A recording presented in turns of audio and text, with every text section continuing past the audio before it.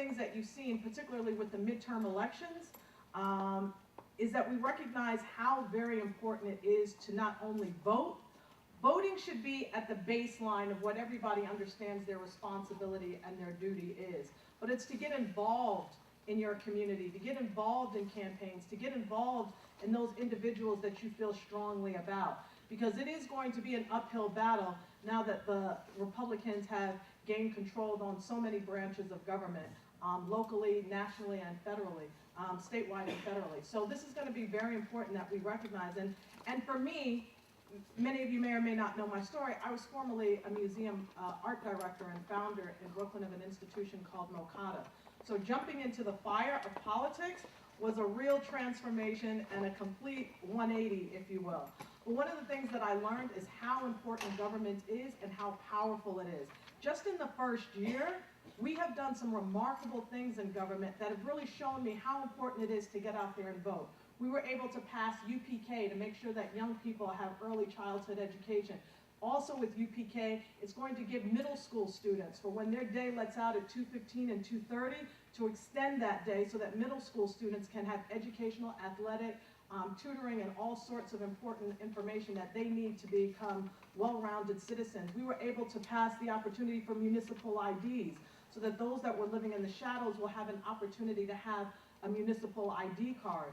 We were able to pass, just recently, the borough president, Eric Adams, and I, we were able to stand collectively and announce that we were creating 3,000 new jobs in the Brooklyn Navy Yard. This is going to be well-paying jobs in entrepreneurial industry, manufacturing. All of these sectors are going to be well represented in Brooklyn, New York.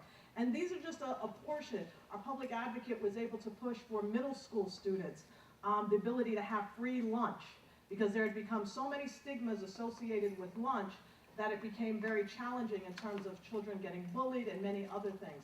So I mention all of those things because if we don't step out and vote and come out on a very big way, one of the issues that's impacting us, we had a 4-hour hearing yesterday, is going to be a potential fee of 10 cents on every plastic bag that you use in the city of New York. So, you know, you may say, like, I don't want to pay 10 cents on any bag, and then some may say, I think we have to save the earth, right? But again, if you're not following what your elected officials are doing, and you're not voicing your opinion and saying, like, coming up to me and saying, I don't want you to vote on that, or I do want you to vote on that. These are the types of dynamics that can change your whole life. And so for me, this advocacy, this fight, that what we continue to do on an everyday basis is really spawned so much by Shirley Chisholm. And I'm very hopeful that in the next couple of months we will be announcing, I'm very hopeful that the Democratic National Convention will be coming to Brooklyn, New York. So that's going to be a huge opportunity for us. And I know that the foundation of the fact that that could even happen has its roots with Shirley Chisholm. To in 1968 to be the first African-American woman elected to Congress, and then in 1972 to be the first African-American woman to ever run a serious campaign for presidency and to come in 4th place out of 13 candidates.